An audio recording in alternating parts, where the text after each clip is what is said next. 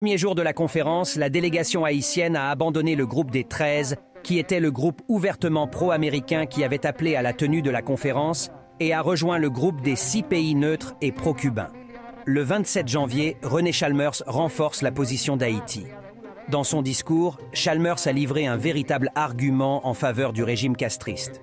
En conséquence, les États-Unis n'avaient plus les 13 voix complémentaires pour expulser Cuba de l'OEA.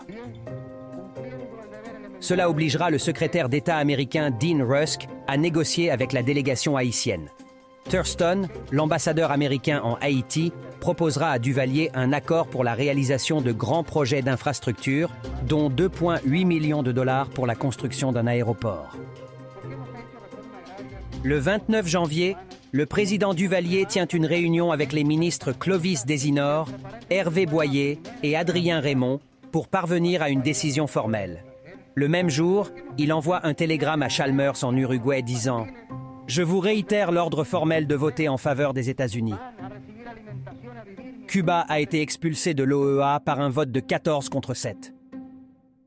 Dans son livre intitulé « Mémoire d'un leader du tiers-monde », Duvalier dira à propos de la conférence de Punta del Este, une opinion pragmatique voulait que le rôle primordial de la politique extérieure d'un État consiste dans la défense de ses intérêts, surtout économiques. L'aide américaine a repris immédiatement après la conférence. Début avril 1962, l'administration Kennedy a annoncé que 7,2 millions de dollars avaient été déboursés pour des programmes d'aide économique et technique en Haïti. Quelques semaines plus tard, le Development Loan Fund a prêté 3,4 millions de dollars à Haïti pour la construction d'une autoroute. Malgré tout cela, les relations amicales entre Duvalier et Kennedy se sont rapidement estompées après la conférence de Punta del Este, alors que l'administration Kennedy commençait à réévaluer la situation haïtienne d'un point de vue régional. Ils ont conclu que le régime de Duvalier, autrefois considéré comme un allié contre Castro et le communisme, était désormais une menace pour la vision démocratique de l'Amérique latine et des Caraïbes. La Maison-Blanche craignait que la dictature de Duvalier ne déclenche un soulèvement des masses qui pourrait ouvrir la voie à une révolution communiste en Haïti. Après une rencontre avec Duvalier en juin 1962, l'ambassadeur américain Thurston a conclu que le président Duvalier n'avait aucune intention de céder les rênes du pouvoir en Haïti à quelqu'un d'autre et a incité Kennedy à agir plutôt qu'à attendre la chute de Duvalier. La nouvelle politique américaine envers Haïti visait à identifier et à soutenir une alternative viable à Duvalier, avec une date cible pour l'achèvement de cette opération fixée à mai 1963, à l'expiration du premier mandat de Duvalier. Pour atteindre cet objectif, diverses méthodes, excluant le déploiement de forces extérieures, ont été employées. Le premier plan d'action consistait à réduire l'aide économique américaine à Haïti en raison de la corruption endémique et du détournement de fonds par l'administration Duvalier. Cela comprenait la prise de contrôle de la gestion des dons et des prêts, la réduction du personnel et du budget de l'USAID en Haïti, et même la suspension de l'aide négociée à Punta del Este et le blocage des décaissements de prêts des agences internationales, gelant ainsi le soutien économique américain à Duvalier. Un autre élément de la nouvelle politique américaine pour affaiblir Duvalier était de se débarrasser des tontons macoutes.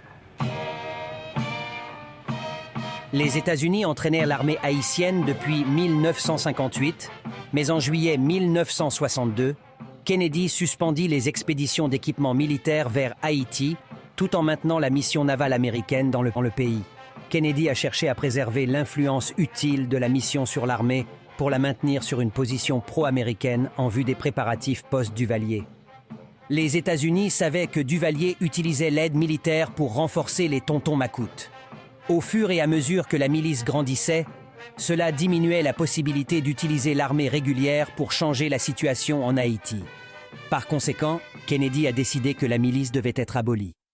En juillet 1962, le chef de la mission navale américaine, le colonel Robert Heinle Jr., a écrit une lettre détaillée au chef d'état-major de l'armée haïtienne, le général Jean-René Boucicaut, critiquant l'existence de la milice et son impact négatif sur les forces armées officielles. Heinle recommanda la dissolution immédiate de la milice. Cette décision faisait partie de la stratégie américaine visant à affaiblir Duvalier et à faciliter son renversement. Les États-Unis avaient l'intention d'utiliser l'armée haïtienne pour résoudre le problème Duvalier et ont donc cherché à s'allier avec le chef d'état-major de l'armée. En s'adressant publiquement à Boucicaut à ce sujet, Heinel visait à inciter l'opposition à Duvalier, signalant à toute l'armée que les États-Unis étaient prêts à s'impliquer dans tout conflit entre l'armée et le président. En ce même mois de juillet 1962, un groupe d'actuels et d'anciens militaires a contacté l'ambassade des États-Unis avec un plan pour renverser Duvalier. Bien que l'ambassadeur américain Thurston ait signalé cela comme étant des opposants les plus sérieux contre Duvalier à ce jour, l'administration Kennedy a choisi de ne pas soutenir le coup d'État en raison de doutes quant à son succès et d'un leadership peu clair.